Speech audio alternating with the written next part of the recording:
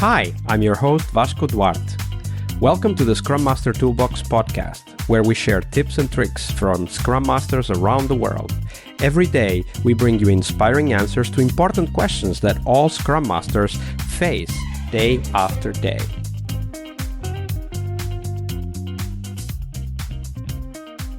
Hello everybody, welcome to a very special bonus episode we have with us. Joining us from California, Martin Gonzales. Hey Martin, welcome to the show. It's great to be here. Thanks, Vasco.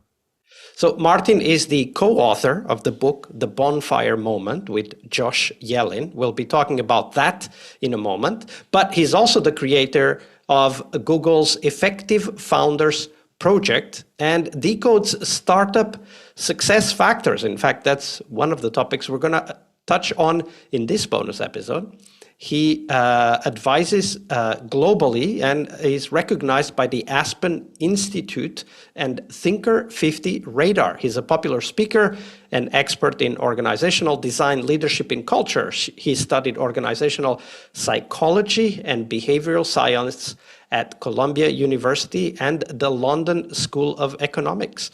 Martin, that was a short intro. We're going to talk about your book, The Bonfire Moment, and how that particular moment is so critical to startup team cohesion. So to get us started, tell us a little bit more about the title. Why did you choose The Bonfire Moment as the title? Yeah. So the Bonfire Moment is actually based on a workshop that we had built back in 2015. We didn't call it the Bonfire Moment back then, but now as we're sharing it with the world, that's what we're calling it. This workshop was housed within Google's accelerator program. And during that time, there was, not a lot of content around the people and culture issues. And so between Josh and I had dug into some research and showed Josh, hey, take a look. There's a study from Harvard and McKinsey, a few years ago now, that said that 65% of startups failed because of people issues. And I said, okay, give me a small budget. Let's pilot a small workshop. And so we ran the first version of it in Jakarta, Indonesia. Back then, I was based in Singapore. And somehow it was the workshop within the accelerator that was most highly rated, next to other really great programs around machine learning and growth hacking and marketing and all these other engineering topics. It was the highest rating. So we thought, okay, anomaly, perhaps, we should try it again. So we bring it to Bangalore.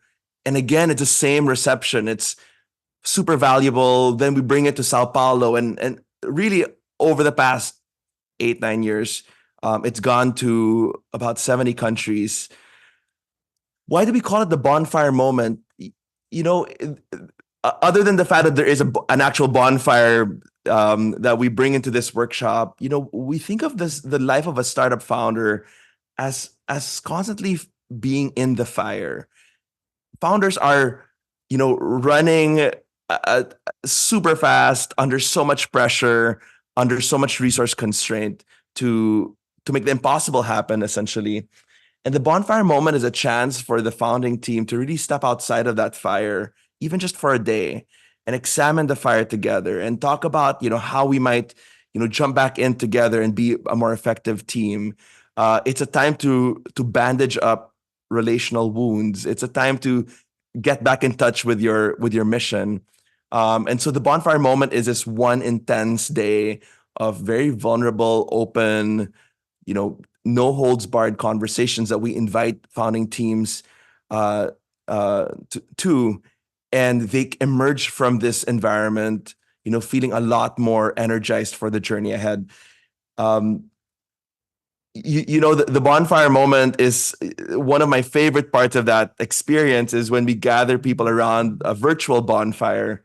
And one thing we ask them to share are all the insecurities and doubts that they've brought into their startup work. As you know, Vasco, founders face so much insecurity and so many challenges along the way. And so that's why we've called it the Bonfire Moment. There's perhaps a little bit of imposter syndrome or a little bit of having a great vision and not being sure of being able to live up to that vision. Let's not forget that visions also boost and propel those that create them, not only those that listen to them. Yes. It sounds to me, though, that what you're doing with this bonfire moment, the workshop, and that moment specifically, is trying to bring teams together as humans, as people. Is that what you're trying to do? That's exactly it.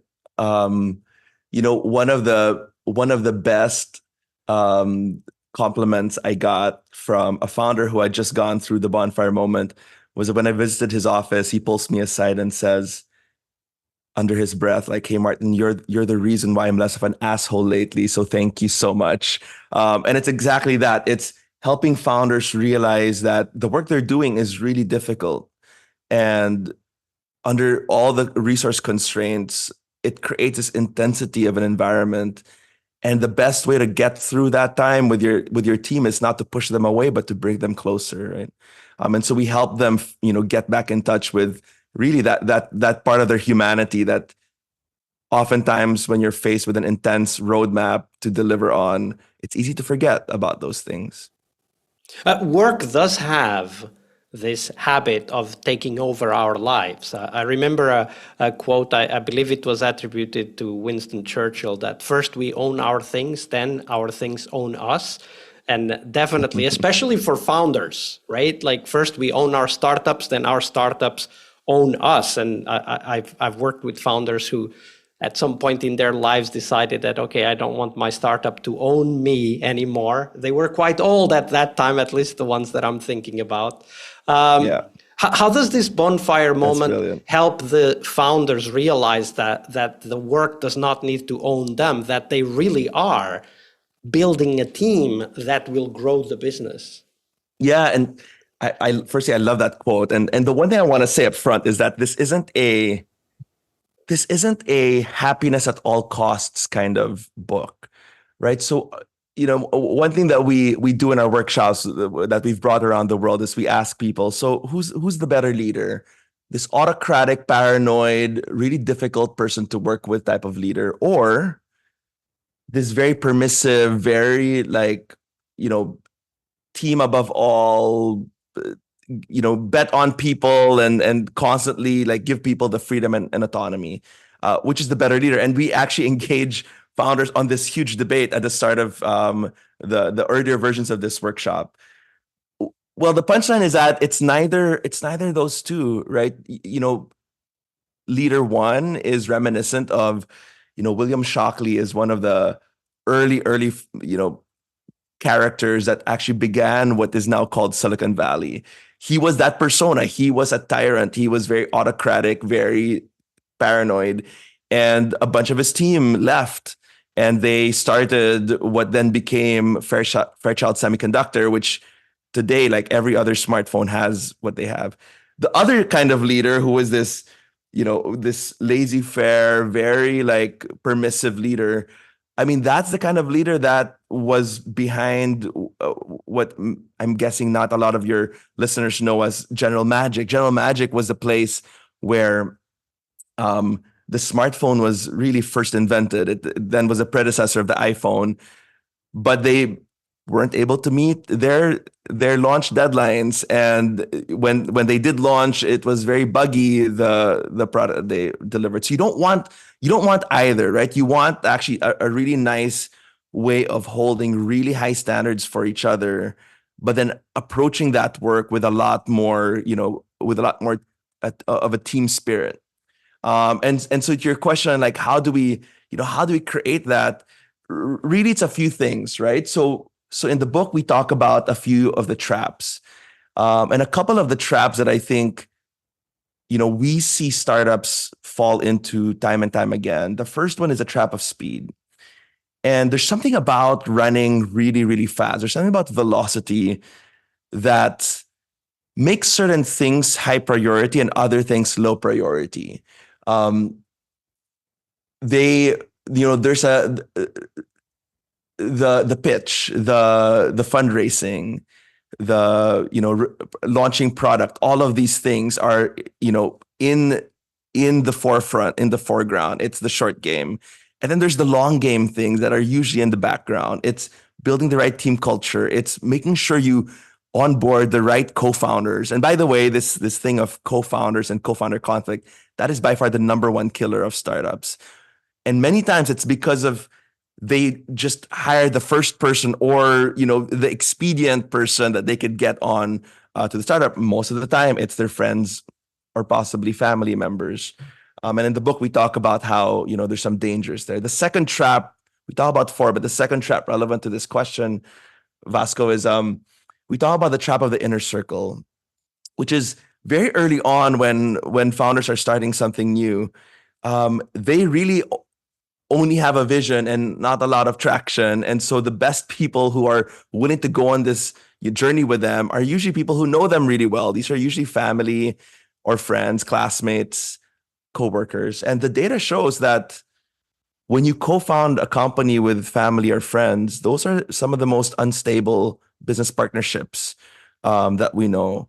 The more stable business partnerships are the founders that you onboard through a process of like interviewing, as if you were interviewing for an employee. And so the research, what it shows is that, and this is work from Noam Wasserman, who wrote the book, The Founder's Dilemmas. The reason for that is when you're co-founding with friends and family, the cost of that relationship is so much higher than if you co-found with just, a colleague or some person that you interviewed and build a business partnership around. And so the likelihood of you having those tough conversations, those disagreements, goes precipitously much lower with those relationships that are family or friends. And so the trap of the inner circle is this trap where you get into this loop of bringing in really close personal relationships into your inner circle and making that inner circle somehow resistant to these hard conversations. And between the trap of speed and trap of inner circle, we see if startups are able to really overcome those traps, they're able to really build the kind of startup that that succeeds and succeeds in a way that feels really good for the team.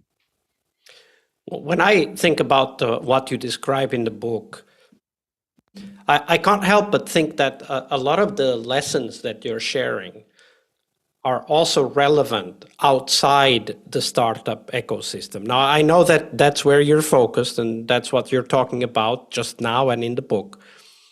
But I feel that there's a lot of lessons that can be applied to teams in general. And of course, right here on the podcast to the teams we work with as Scrum Masters. So what are some of the lessons you think that are in the book, but can easily transpire the realm of the startups and really help teams no matter where they are, no matter what industry they're in?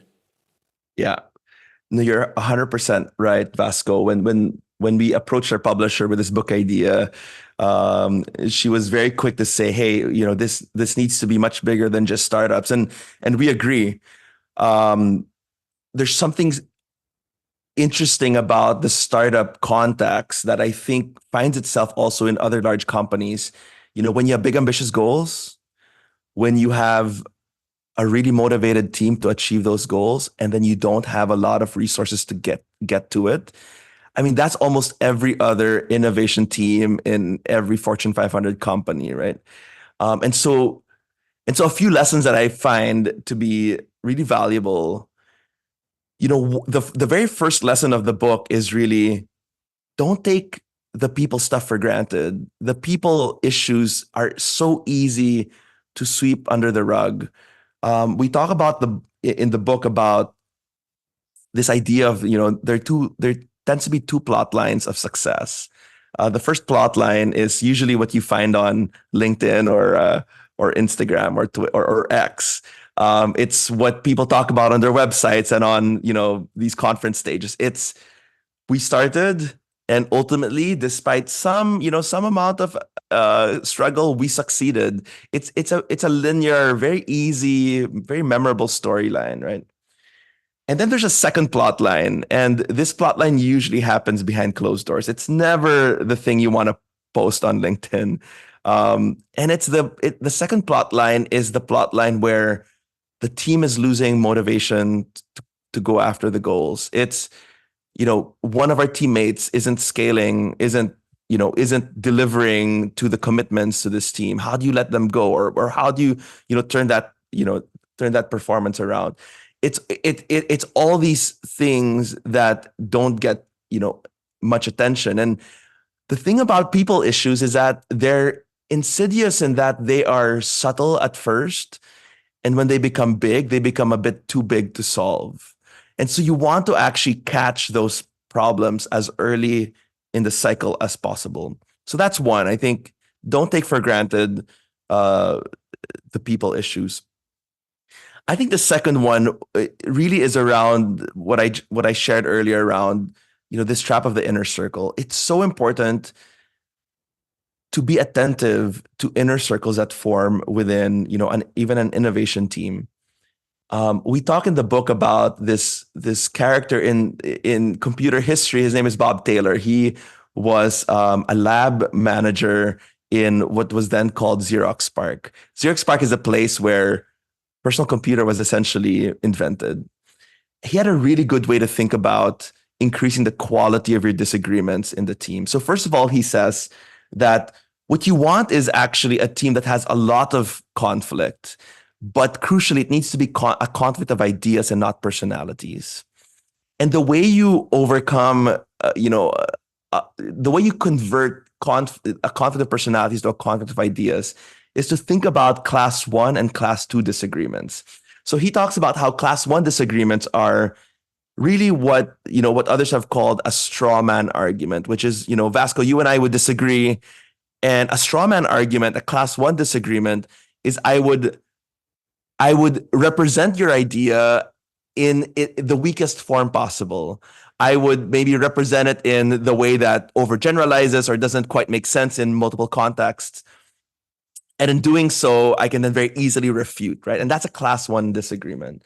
A class 2 disagreement is what you might call a strongman argument, which is, before I disagree with your point of view, Vasco, let me actually explain back to you what I understood your argument to be in a way that you are satisfied with that explanation. You want people to be able to represent the best parts of that argument before I then share my refute of that argument. And Bob Taylor goes on to say that my only job as a leader in this lab, or my number one job, is to not solve these disagreements, but it's to convert class 1 disagreements into class 2 disagreements. And if you're, a scrum master, if you're managing a process, look out for that and help teams achieve class 2 disagreements. That's very well said. Let me just come in here before you share the last one. That this transitioning class 1 to class 2 disagreements is also one way to make the human relationship more important than the technical or detailed disagreement that exists between the people. And I think that's so powerful. That's right. It starts with the premise of, we've all come with gifts to bring to this team. And so let's give each other the benefit of the doubt. Let's give each other the presumption that we're all brilliant in our own unique ways. And so let's bring out that brilliance. The last one to share, Vasco, which I think really travels across multiple contexts, in wherever, you find startup-like teams, is, the fourth trap we talk about in the book, which is around the trap of confidence. We found in our data, ironically, so we collected 360-degree feedback data on founders around the world, and by 360-degree feedback, I mean we asked their co-founders, their employees, and their investors to weigh in on how effective each of these founders were that were going through these workshops.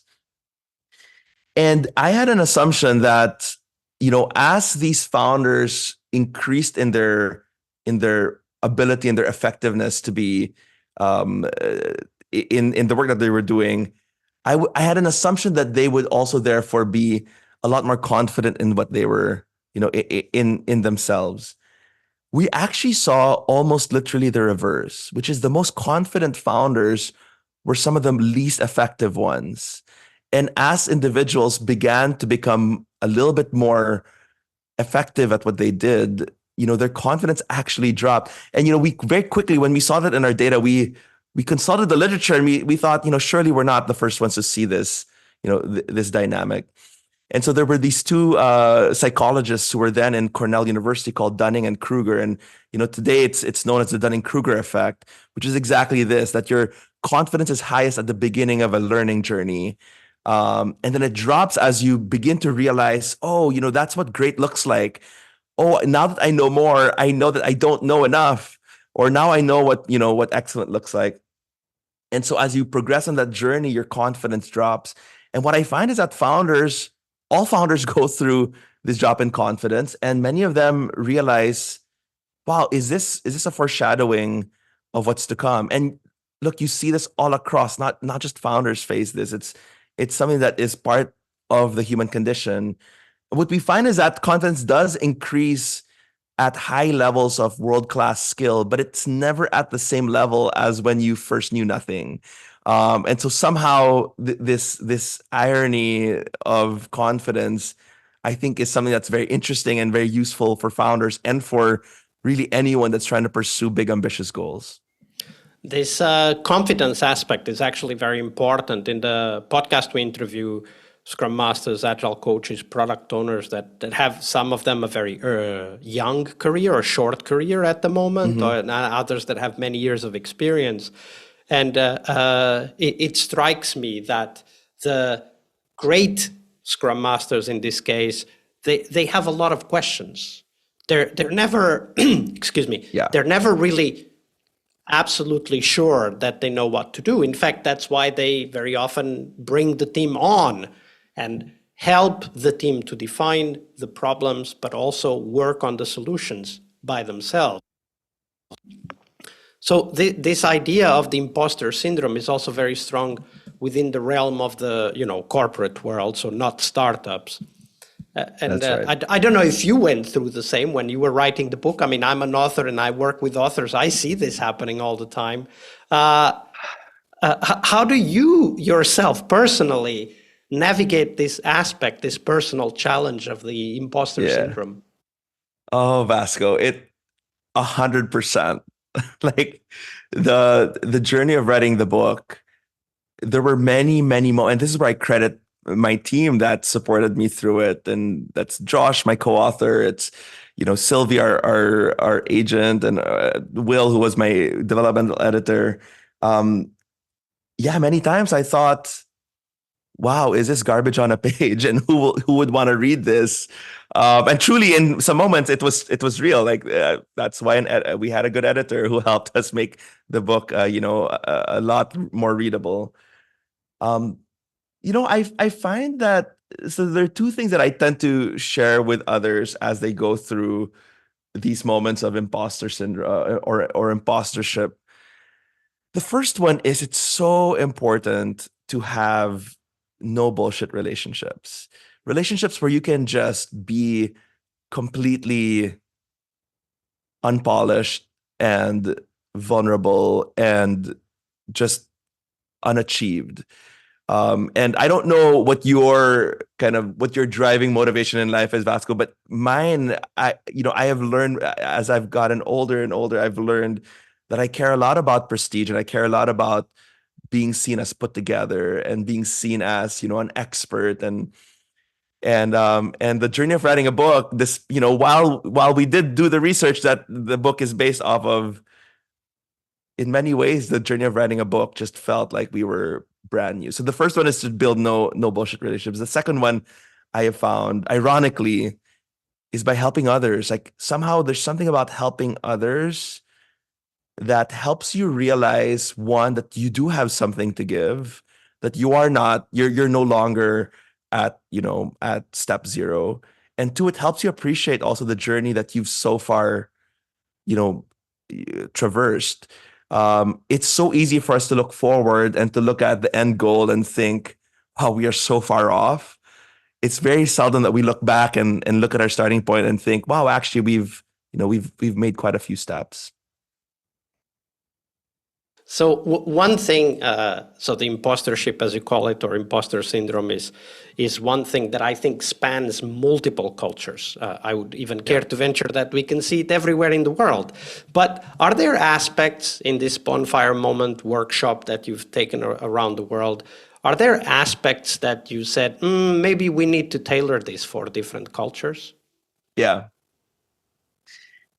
sure. I have found that, a lot of people kind of assume that it's hard to bring these kinds of vulnerable conversations to cultures where, like there's a very strong masculine or a very strong, hierarchical type of power distance type of culture.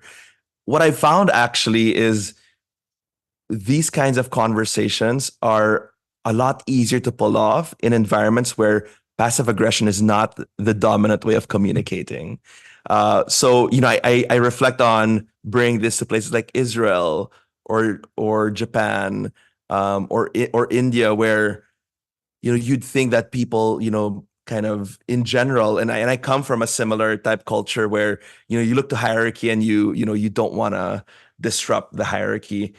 I find that that's where people are a lot more willing to really share vulnerably what's going on for them. It's environments where people are very indirect in the way they communicate that we have to do a lot more priming to get them to really feel comfortable to somehow face some of the hard truths about how they lead and how they operate as a team, and talk vulnerably about the masks that they wear to the work. Yeah, and Um, actually, this is a very interesting point. So, my own experience, like you just used the phrase or a term that I want to explore a little bit more. You use the term masks, and at least in my experience, it has been that in many different cultures, specifically in the West, the concept of a mask is not even considered as a realistic depiction of us adapting to a specific set of pre-existing hmm, expectations, right? You go into a interesting. company, and of course there are expectations, and we're not stupid. Even the people who are not, super developed psychologists, they will figure out that there are expectations and they will Yeah, adapt. I mean, we do this since we are children. It's nothing new. that's How right. are you able to bring up that topic of conversation and really just bring awareness to the fact that when we get into a room, we do bring masks with us? Yeah. It's a good one. It's a tough one. It's one of the toughest parts of the bonfire moment. Um, because so much of this has to do with your own personal level of awareness. Um, and by the way, like I think there's a sense that between men and women, like, somehow men might have more of the masks and women might have more of the imposter syndrome. The research actually shows that it's not quite true. It's true that imposter syndrome was first spotted in women, but actually this affects all genders and all, the full spectrum.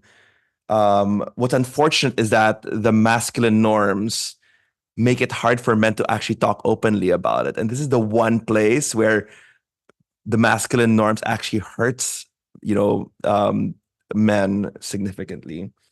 But how do we do it? It's a combination of helping them realize and helping them normalize the idea that everyone goes through some amount of insecurity.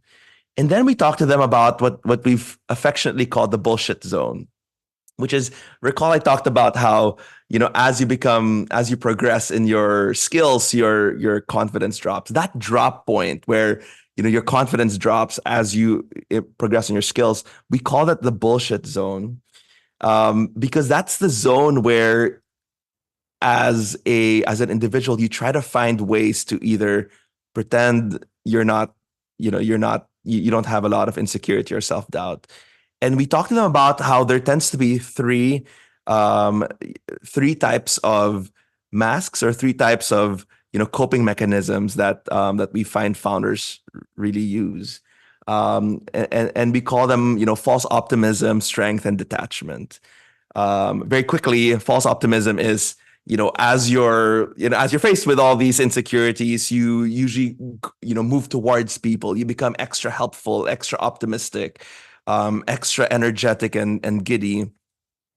False strength is where you project, prestige. And this is my mask, by the way, Vasco. And I'd love to hear actually what your mask is, but it's prestige. It's intellectual, strength. It's all my achievements and accomplishments, and you put them out to display. The third is false detachment, which is kind of the instinct to want to hide, to be incognito, to be, in the shadows a little bit, to show calm and autonomy and independence. And we share these three, and now there aren't just three, there's a full spectrum, but then these are the three dominant ones, false optimism, false strength, and false attachment. And we invite founders to think, well, what might it be, or what combination of these three things might it be for me? And somehow by just giving them that simple framing and asking them to then reflect and share what they think it is for them, somehow that opens up the conversation a lot more effectively than just asking them, tell me about your masks. Yeah. But tell me, Vasco, what do you think your masks are? I think I would fall somewhere between false optimism and false detachment. Okay. I don't like to be the one in the spotlight. That's always been my leadership style.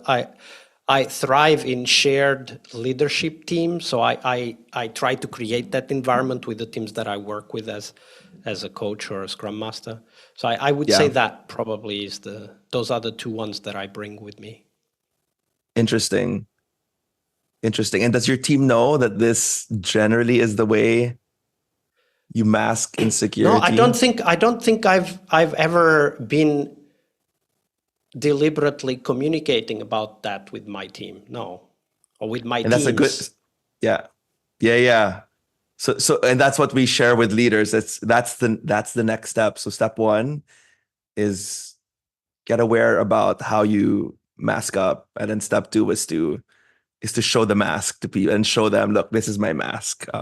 Yeah, and that aspect of vulnerability, which is like being aware of who you are, but also being able to share it, even though it might bring up some, maybe even shame, for those of us who've done therapy, probably that's something we are familiar and not necessarily comfortable, but at least we accept we need to deal with.